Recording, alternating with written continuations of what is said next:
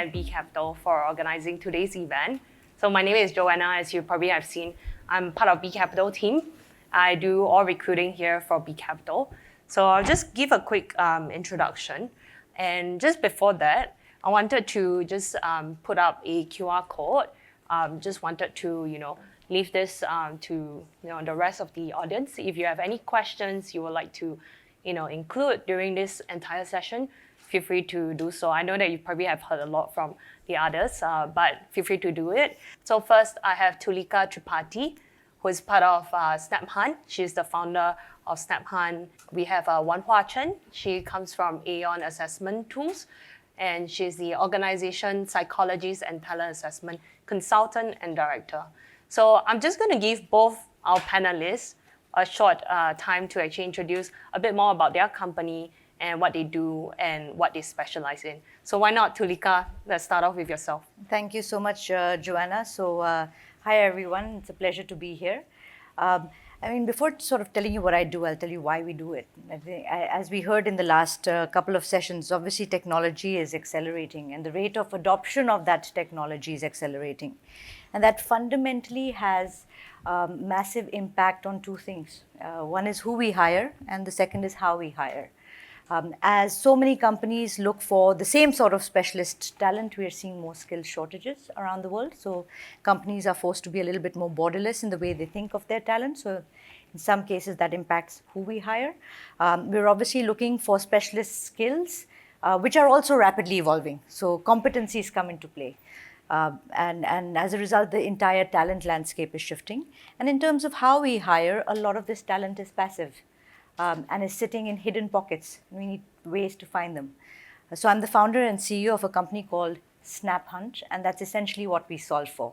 We help companies find, screen, and hire specialist talent anywhere in the world, so that you can build borderless workforces for the future, basically enabling the future of work. So yeah, that's what I do. Thanks, Tulika.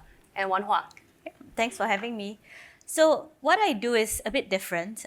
As you can see, I'm an organizational psychologist, and I know people are typically going to ask, do you work with individuals who are mentally unwell?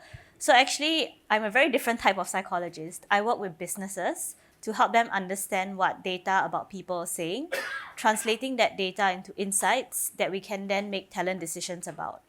So at Aon, what we do, so a large part of Aon, you probably know Aon as the insurance brokers. So I do not sell insurance, if you're a bit worried about that.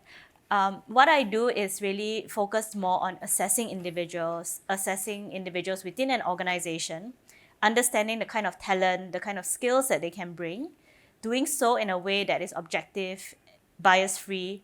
And again, this is why the topic is so interesting to me, because I feel we're at a point where technology has advanced a lot. Our understanding of its limitations, has not advanced as quickly, and we find ourselves in a place where we don't really understand the powerful tools that we're using. So I'm looking forward to the discussion. Thank you. Right, thanks both of you. This conversation will be mainly around AI and human capital, right? So probably I'm just gonna, start off just to share with you a bit of the trend as well. We probably have seen a massive shift, right, with pre and post pandemic, how we work from where we all work from office, and we're moving into more remote working and hybrid work arrangement. So in how they work right now and how we hire, as well as where they hire today, is very different from pre-COVID, right?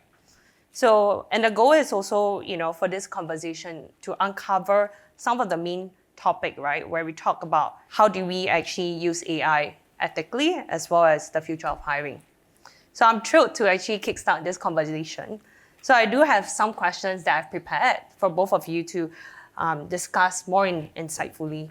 So first, how has each of your organization currently adopted or integrated AI into your current hiring process, as well as how has AI revolutionized talent assessment and hiring in your respective fields? Sure. So I can start first. So before founding SnapHunt, which is a completely AI-enabled recruiting platform, I've been the managing director in multiple countries of two of the largest specialist recruitment firms in the world. And the reason I actually founded SnapHunt was because recruitment is manual. It's painful. It's frustrating for everyone concerned. We had this lovely discussion on the applications of AI earlier, and at some point, talent came through, right? The shortage of talent or the availability of talent. So it's a massive issue that lies at the heart of every organization. And with the demand of this talent and the way employers are now looking at their workforce, which is a little bit more international or borderless than it used to be, your traditional methods of hiring, your job boards or your recruitment firms just cannot solve this problem. You need to be able to do this at scale using technology at its core. So that was really the fundamental reason that we actually created SnapHunt. The second piece is that obviously with the state of technology today, we should be making better hiring decisions. And I think there's a lot of insight or data-driven insight that HR teams can access about their hiring process that they don't for various reasons. That's what we do. We use AI data insights to help companies get better hiring outcomes in terms of time to hire, in terms of quality of that hire, and in terms of the reach, their hiring reach itself. Technology has just advanced so quickly and HR is still so manual, exactly to Tulika's point. So when I first started my career 15 years ago, when I conducted assessments and we were trying to do personality questionnaires, we would hand out pieces of paper. If some of you know what I'm talking about, then I also kind of know your age.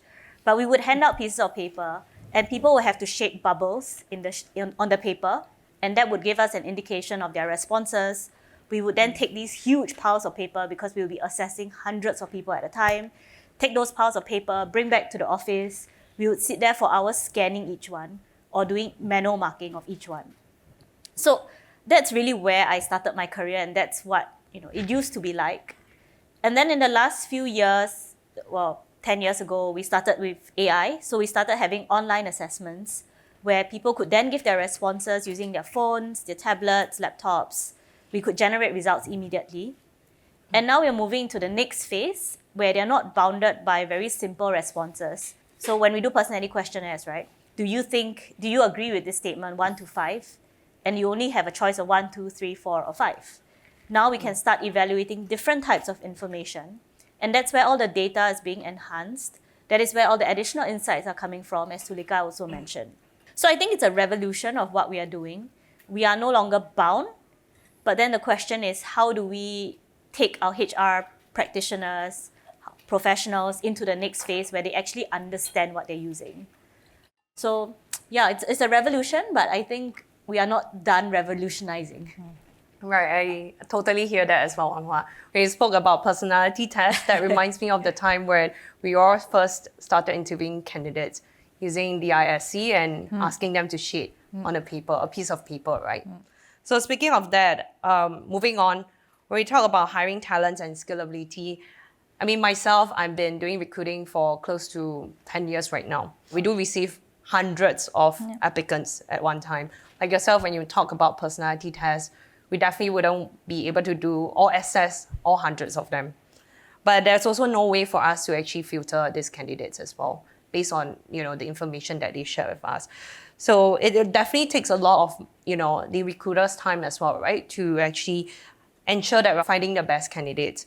So I think going back to Tulika, I know that you talk about SnapHunt, you talk about breaking the walls, right, having that evolution, right, of how recruiting looks like maybe in the past. So maybe you could tell me more as well. How do you see AI taking over the work of human capital talents, since your company aim is to disrupt what the current recruiting scene looks like? Yeah, I mean, I think the company's aim is to disrupt and I would say augment recruiter productivity. It's not to destroy, in any case, anybody's job. I think when we first started out, there were lots of people saying, hey, I normally do that. Are you kind of trying to take away our jobs? And that's not the case. I think, humans are much more able to do more interesting things. And if we used our minds in more interesting ways, we'll all deliver a more productive workforce and better outcomes.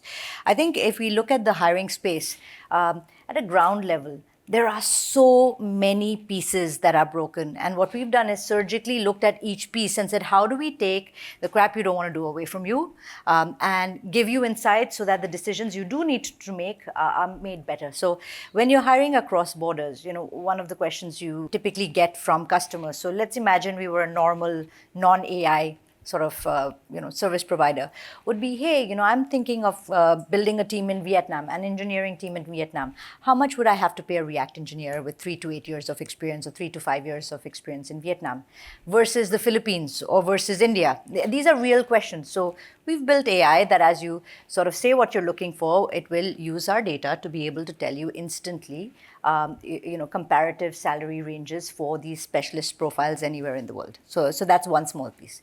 The second piece, and I know obviously ChatGPT has helped a lot in this, but this is before ChatGPT. It was traditional AI, and now we've obviously augmented it a bit.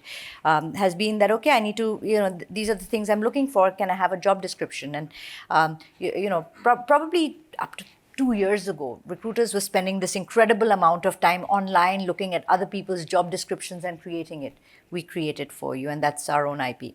The third piece is what you actually do to hire. You look at active talent, you try to post on job boards, you try to go on LinkedIn, you try to send some emails or in-mails through Recruiter, and all of that takes a lot of time. What we've done is created AI that acts exactly like a headhunter and does all of that for you instantly. And then provided tools for you to be able to discover and reach out to this talent at scale yourself. In addition to it. And then as you go along that entire piece, we talk about, I think you touched upon receiving a lot of CVs. Now, there are two very interesting schools of thought on this, right? So one school of thought is, but I see that, all these sort of applicant scoring pieces, they just use keywords from a CV and, they just give a score, and that's not very useful, right? People can write any keywords in a CV. So there are 2 points to it. Firstly, we do a little bit more than just use keywords in a CV. Having said that, Joanna, one of the things when we train candidates on writing CVs, we tell them that a recruiter is going to look at your CV for only 7 seconds. So make sure those keywords stand out. And all that very simple AI or applicant scoring piece is doing is looking at exactly the CV a recruiter like a recruiter would, and looking for those keywords to say, hey, does this person sound relevant at all? But that's a very small piece when it comes to recognizing which applicants you want to be connecting with. So very interestingly, we've built competency assessments into our matching algorithms, and applicants are encouraged to complete these competency assessments, because as we see this entire rate of change in technology, etc., there are 3 things that make people successful. And all 3 need to be considered when you're looking at applicants. One is very simple. It's what people know how to do, right? Their industry and skills. The second is what they can do. And I think that's becoming increasingly important. Am I adaptable? Am I resilient? Can I connect with people? And we normalize that for various cohorts. And then the third piece, extraordinarily important for both hiring and retention, is what do I want to do? So we use all 3 to be able to score applicants, so that you don't have to look through hundreds of people, but at least can say, okay, these are the 3-4 people I really, really want to be speaking to today. And now, very importantly, let's not forget, as an employer, we have this one set of eyes, but the other side is really, really important as well. More and more talent is passive, and if they're taking the time to speak with you, you want to ensure that they have a phenomenal candidate experience, because that's going to come round at some point. And so AI can really help you deliver that, can help you deliver real-time updates, can help you engage in a much friendlier manner, can give them much more support and resources about your organization. So at the end, when it comes to hiring, people by people. So we don't change that, but we, and the same thing at the asynchronous video interview side, we built AI to be able to conduct and analyze asynchronous video. Reference check, as you probably know, we've created an AI assistant that does artificial voice reference check calls and analyzes them.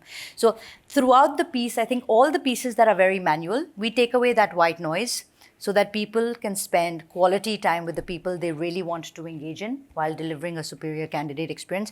And I think as we do that at scale, and the beauty of Gen AI is that we're able to, in this large infrastructure, plug in more and more things based on real world problems of users, so that they get more seamless outcomes, which means organizations can be more agile.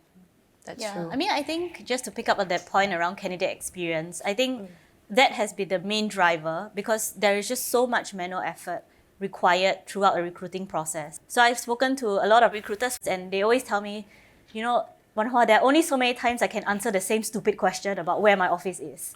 Like, why don't candidates just Google it? But you see, the fact that they are answering so many of the same questions, it drives them crazy. Can you imagine how well they're responding to candidates? And this is a common complaint right now. If you look at, maybe the younger generation, a lot of them are complaining because they are not getting good candidate experiences. They say, I apply for a job and the company ghosts me.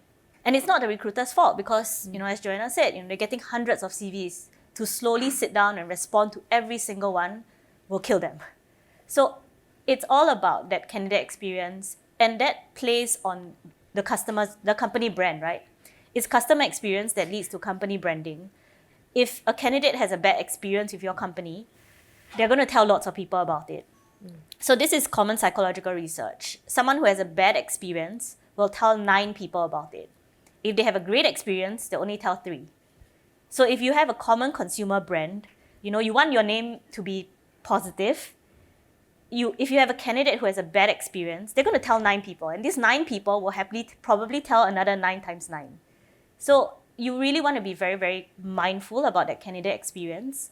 And that's where Gen AI will come in and really provide that support. I mean, there is an inherent biasness, right? That is also input into AI system. I'm sure both of you have your AI tools that you have inbuilt in your businesses, right? But given that, I mean, Wanhua, from your end, give us some of your perspective. What are some of the approaches that you've seen in some of the organizations that you work with? How do they actually leverage AI, or some of the online assessment that you've mentioned, right? That Aeon actually created.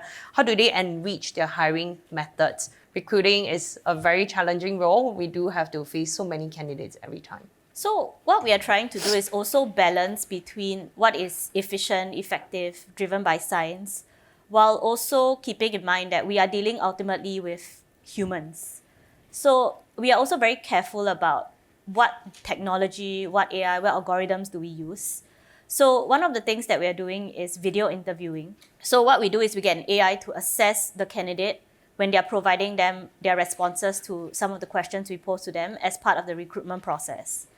And this is a common caution that probably applies across all Gen AI tools. With AI and Gen AI, you typically, if you don't really spend the time to understand the technology, what you might end up with is a black box. You don't understand what goes into the algorithm. And because of that, you might end up introducing biases or discrimination into your process.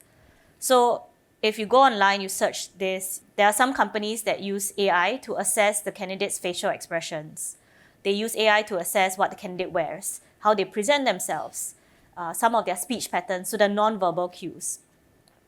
And the challenge of that is, if you think about some of your friends, your colleagues, your partners from different cultures, you will notice that different cultures also have different speech patterns. So for example, certain cultures may speak slower, certain cultures may speak faster. And if your AI is discriminating based on speed or tone of voice, you might end up in a situation where you accidentally introduce bias against certain races, certain ethnicities, certain cultures. And it's not intentional, and it's something that might happen along the way as your machine learns and is trained based on the people you have in the role. So it might compound the bias as you go. So I think what we are trying to do, and we take a very cautious approach here, is when we do these assessments, we focus a lot more on speech, content, rather than some of these non-verbal cues that may result in bias. So I'm not saying that they definitely will introduce bias, but we do need to wield it with a lot of caution. Right. Thanks for sharing. Yeah. Tulisa, anything else? No, I absolutely agree. I think we have to be very... So in general, what I've seen in hiring is that the recruiter still trusts themselves. So it's not like they're going to see a video analysis and say, yay, the AI said these are the top 5 people and these are the only 5 video interviews I'm going to see. And the same thing with applicant scoring. I think while that may help you rank stack to some extent, the recruiter today still trusts themselves and would say, I'm not really sure where this AI is coming from. And that's fair enough, right? They're not looking under the hood to understand the whole piece. So I think the best thing that we can do, if you're building it, is to be responsible about what we're building, obviously, but is to give that recruiter as much information so that they can take the decisions they need to take. Now, whether it is in video interviews, so I agree with you. We avoid facial expressions and speed of speech and so on and so forth as indicators of fit, because you can get very, very strange results as you go about that. And the same thing in your applicant scoring and the rest of the recruitment process. But what we can do with AI, which is pretty interesting, is to really make that profile come alive in a much more holistic way.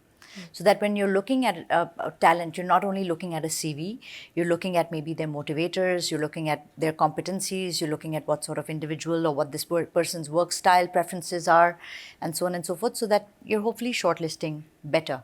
I think one of the things we should be doing to prevent bias is also using competencies, and we've built that into our platform, is to use those competencies that you've defined at the start of the recruitment process as a way to measure all your talent throughout the process.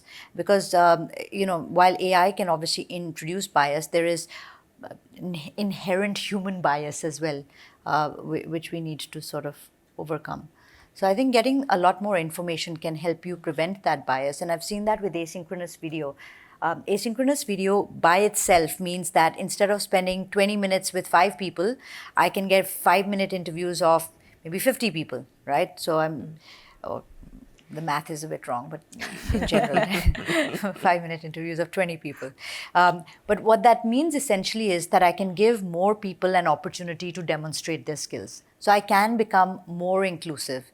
And even if I'm not listening to that analysis and I'm just looking at this as a hiring team, I may get surprises, because there are people who may look good, not be right, people who don't necessarily look good on paper, who are right. And I think it allows you to capture a little bit of that. That definitely, speaks a lot about what a lot of the recruiters are doing right now, right? Yeah. Especially even for myself, as we recruit, not just for our internal roles, but even for our portfolio companies, we do actually want to integrate some AI processes that could actually aid or to support them to be better at what they do as a human recruiter, right? I mean, ultimately, it is not to, change the role of a recruiter, but to enhance our role, right? To actually help us to automate some of the tasks that, it's taking up so much of our time. Automation is one piece, but actually we can just be better. So, for example, we use AI to help you generate better questions based on a particular candidate's profile and their competencies. We allow you to ask better questions in interviews, because I could show you 5 people, but if you're going to just ask them, tell me about yourself, what are your strengths, what are your weaknesses, why do you want to join this company? You're not going to get very great insights in a live interview. And as I said right at the beginning, people buy people. But AI can be also used to equip you with better questions so that you can discover more and hopefully improve the sort of people you hire. And Correct. I think not just the questions, but also the insights that come out of it. Yeah. So again, going back to, pre all of this, when I first started my career, so I used to spend hours interviewing candidates. I would sit there for 3 hours interviewing a candidate, because these were for government scholarships, really in-depth interviews. And I would spend the next 12 hours writing a 10-page report on each candidate. So every candidate was 10 pages of a comprehensive essay on the candidate. Was that really the best use of time? Was I potentially introducing some of my biases? So then that's where AI comes in, right? That's where Gen AI can come in, maybe do the first draft, but then the recruiter's eye, the psychologist's eye still has to come in to evaluate and assess whether this is appropriate, whether the insights, the nuances were all captured as they were seen during the interview. So I think that's where the recruiter, I guess the insights from the recruiter, the impressions, the value is still definitely there. Correct. I agree with that as well. I mean, ultimately, data do speaks a lot, but human factors a lot as well. Especially if you want to, interview a candidate, you want to make sure that this candidate fits ultimately the dynamic of the team. So, I guess going on to the next question, how would each of you think AI can be used in developing talents within the organization or upskill one to the next potential? I mean, speaking of that, we do see that a lot of times when you interview a candidate, sometimes they may not, have shown their full potentials. But what is something that they could do to actually help them to enhance or have better opportunities as well within their firm? So I think there is such amazing scope in that area, and it's something I'm truly excited about. So if we say that in the very near term, a lot of repetitive tasks that don't require too much of your mind, right, are likely to be automated. It means that for a large part of our workforce, they need to bring their brain as well as their heart to work, because they can't just leave their brain behind and say, I'm just doing something repetitive and it's okay. It's almost time to go. As soon as my boss knocks off, so do I. We need this workforce to be more engaged. That's number one. We'll also have to work harder on retaining our workforce. Now, if we look at the sort of data we could have on our employees and what we could do with it, I mean, the opportunities are limitless. Number one, we could be much better in the way we look at internal mobility. So just like I find talent all over the world, there is incredible talent in large organizations, and internal mobility solutions are still very basic. They don't really capture the employee at an individual level in terms of their career aspirations, their mobility, and really open up the right opportunities for them. There is no reason why we can't apply the same sort of recommendation engine that we apply to external opportunities to internal ones. I think there's so much more that we could do in terms of employee career pathing. People join your organization, and at the moment you hired them, you thought they were great. Otherwise, you wouldn't have made the hire. Right? Now, there's something that goes wrong desperately, because they go from great to average in many cases, or great to out of the business, or they stay great but they don't like you anymore. So somewhere that relationship's breaking down. And relationships break down when we don't understand each other. And I think there's so much more we can do in terms of using data to understand that employee, understand and use Gen AI to create better understanding of individual motivators, individual career pathing, tie that into more customized learning and development journeys, and so on and so forth. So there's a lot more we can do to engage and retain that workforce using Gen AI. Yeah, absolutely agree. And I mean, just as a person who manages many young people, what I've noticed is so my team expects a lot.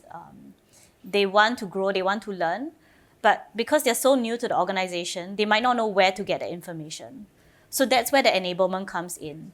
If we can leverage some of these tools, because in most organizations, how many HR professionals do you have? How many people who are focused on learning and development? Probably not that many. And to try and meet everyone's learning and development needs, you need them to be enabled and supported by Gen AI. And I think that's absolutely where the next space and opportunity is. So Tulika, maybe that's your next idea. There you go. It's a personalized journey beyond the hire. I think that's something that we've seen as well, right? In AI and in recruiting, especially when we talk about hiring the best candidates. And even so, for a lot of companies, when they don't actually have recruiters, I mean, I'm sure some of the startups here as well, or some of our investors who do not have a well-structured, recruiting team, how can they actually, formalize this, as such?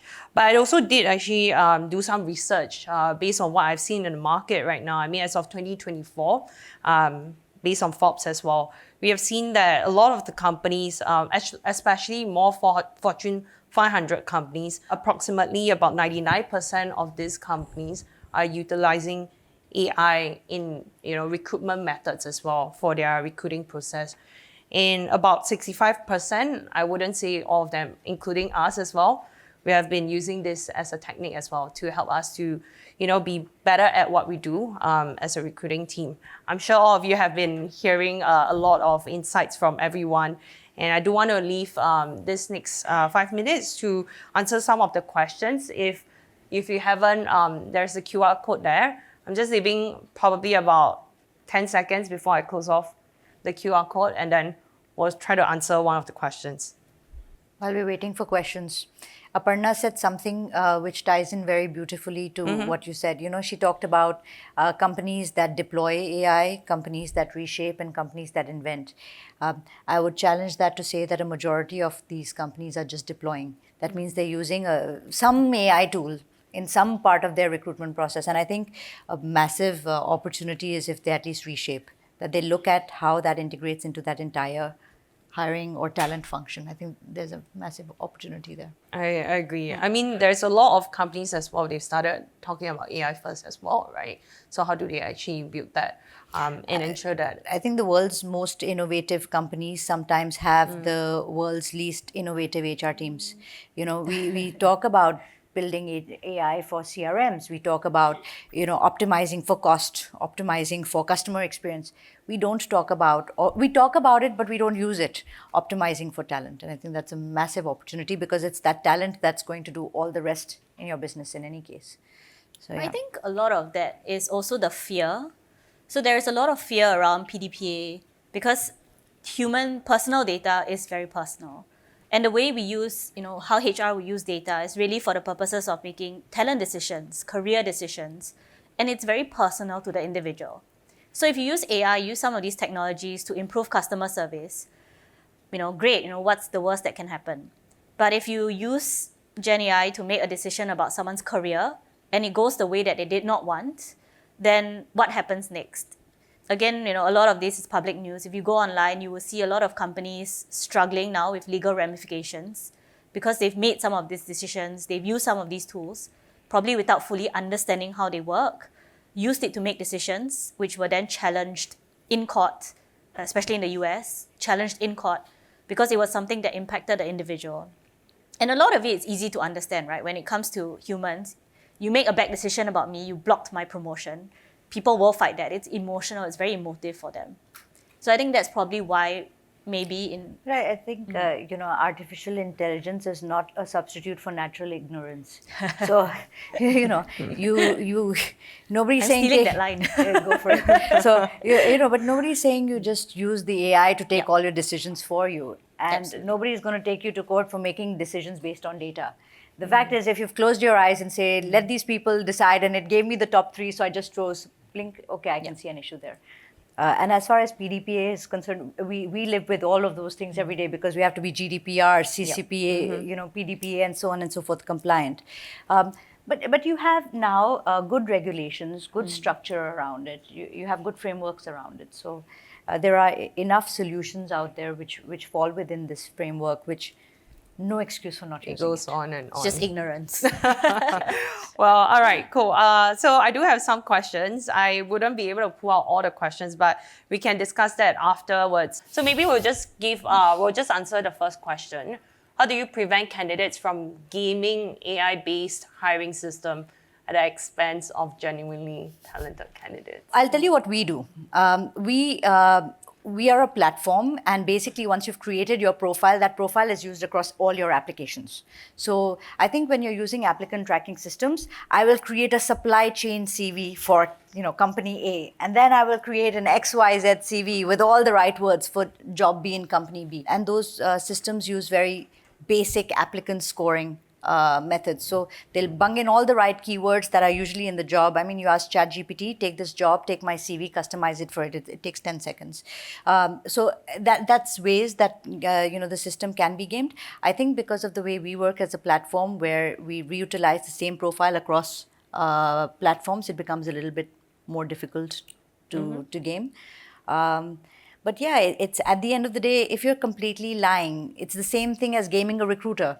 Joanna, if I gave you a CV which looked like a really good fit for a job, and you met them and they had nothing to do with it, they're not going to get it. I mean, you would have shortlisted them as well. Yes. Right? So it's the same as how you prevent a candidate from gaming a recruiter.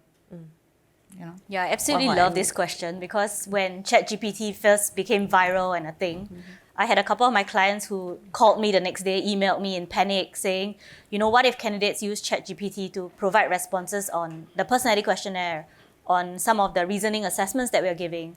So I said, fine, why don't you try it?